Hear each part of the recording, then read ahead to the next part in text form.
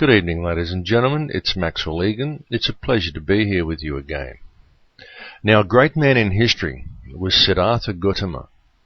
And Siddhartha said, "Do not believe in anything simply because you have heard it.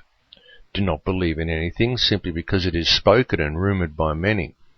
Do not believe in anything simply because it is found written in your religious books, but rather believe what you see and what you feel in the world around you." Those are very wise words, and of course Siddhartha Gautama was also known by another name to many people, which was of course the Buddha.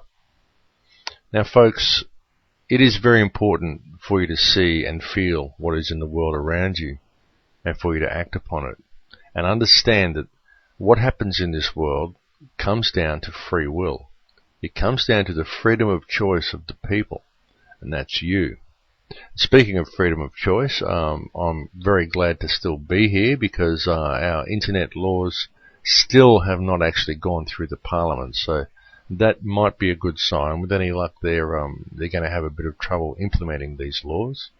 And for those people in Australia, if you go to the truthmovementaustralia.com.au website, you'll find there on the main page a link to a petition form that you can download and you can sign, and you can mail it off to Stephen Conroy in Canberra. It is very important that you do this, that you mail this form off. You can't just sign an online petition because they don't accept online petitions. It's actually got to be paper. So you send it to Stephen Conroy in Canberra, and we can maybe make a difference and not allow this internet filter to go in place. Conceivably, you could probably just write Nazi twerp Canberra on the envelope, and it should get to Stephen Conroy, or else you can use his name. You might even be able to send one to Kevin Rudd. You could probably just write De Fuhrer on that one, and it should get to Kevin Rudd, not a problem. Now, on last week's show, I had quite an important message I wanted to get to everybody, but I had a large amount of microphone problems last week, so I'm going to reiterate my message this week, because I do think it's an important message, and I do think it's important to get out to people. One thing I did mention also was that an email that I got from a friend of mine who I believe lives in North Virginia. And this email was very short. It said the following. It said, "Hi Max, how have you been, friend? In the last 2 weeks, every major intersection has had about 6 or 7 stationary cameras put up. And just yesterday I was getting my car detailed. I looked up to see a train passing by. And just of what I counted, I saw over 112 military Hummers being brought into the city. It's coming." And that was it. It was a very short letter, and I believe that was in North Virginia. And this prompts the question: is both the USA and my country of Australia, and even the UK and Canada, are these countries becoming police states because our freedoms and civil liberties are being stripped away by the minute? And of course the answer to this question is yes, they are, folks. They are becoming police states. And it just continues on, and it doesn't stop, because it seems that none of you out there are prepared to stop it. You just watch the political and economic theatre and you believe it. You think it's real because the TV tells you that it's real. I actually still get letters from people who claim Obama is a nice guy. They say that I'm being too hard on Obama. I need to give him a chance. These people seem to actually believe that the political stage is anything but a charade, and that the presidents are anything more than puppets. Well, folks, they're not. They're just puppets. They're corporate puppets. And let's have a quick look at dear Mr. Obama, shall we? Because those of you who are still writing to me telling me that I'm not giving him a chance, well, I would suggest to you that you're simply not paying attention to the facts. Now let's have a look at a couple of things. One of Obama's main election promises was that he was going to start pulling troops from the Middle East immediately, is what he said. Since his inauguration, he has committed 30,000 more troops to go and fight in Afghanistan. He said that he was going to overturn the Secrets Bill. He was staunchly critical of Bush's treatment of prisoners and of the torture that goes on in Guantanamo Bay. He said he was going to immediately overturn that bill.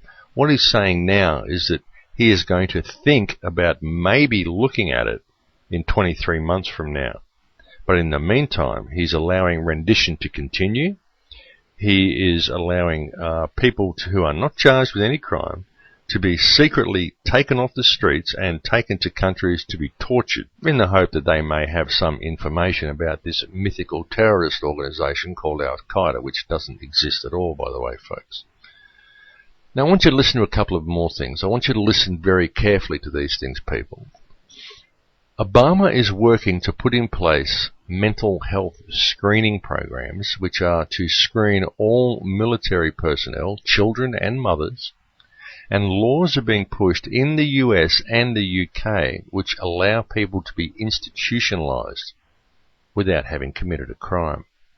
Okay, folks, we are headed towards a seriously totalitarian society, because what we're seeing with this bill is the use of psychiatry as a method of social control.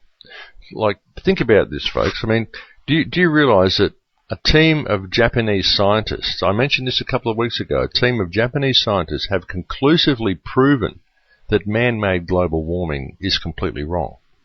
And there are 31,000 scientists who are at the moment seeking to sue Al Gore for fraud over the issue of global warming.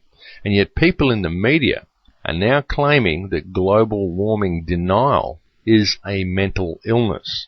Okay, can you see where this is going? They're going to try and put anybody who questions the government into an insane asylum, right? If you question the government, you must be insane to do so. This is what they're doing, right? They don't need any more than 2 or 3 signatures. If your family says, oh, look, my son or my daughter or my husband is just questioning the government too much, 3 signatures, they can put you into a psychiatric ward because you're questioning the government. Okay? They're doing it, folks. This is what's going on. It seems that this is part of the change that Mr. Obama was referring to. Because, of course, we then have the icing on the cake, which rears its incredibly ugly head as Bill HR875, the so-called Food Safety Modernization Act of 2009. Now, this is more of Obama's doing, okay? They're doing it, folks. They're doing it soon. Monsanto has got their wish, and they are attempting to nationalize farming and the food source. Folks, this is outrageous, and it requires your immediate attention. It really does. HR 875 is the piece of legislation concerning this matter, so you need to contact your representatives and senators about this. You cannot allow this to happen to our children's food. Understand something, people. Understand something here. If this bill passes, there will no longer be organic food. Okay? Organic farmers will be required to spray pesticides and insecticides on their organic crops, hence making it no longer organic. And pesticides and insecticides, they kill your immune system, folks. They allow you to become sick more often. And the result, of course, is that people end up purchasing more and more over-the-counter medicines and prescription drugs from big corporations. This is selling sickness to the people. And buried within these bills, buried within the HR 875 bill, are guidelines that will effectively criminalize organic farming by listing organic seeds as a source of contamination. Now think about this, folks. Think about this. Seeds as a source of contamination. Okay, now look, folks, what happens when seeds get contaminated? Well, they don't grow. That's it. That's all that happens. They don't contaminate the food because they don't grow if they're contaminated. What they're saying is that your organic crops may contaminate the Monsanto genetically engineered crops. You need to stand up and do something about this bill. And you need to completely ignore this legislation if it's passed. You need to go out of your way to start growing organic crops. Everybody needs to boycott this bill. Understand that this isn't law. It's a statute. It's legislation. You don't have to go along with it, okay? You can stand up and make noise about it. And this is your food that we're talking about, folks. This is your food. It's very, very important that this not be allowed to happen.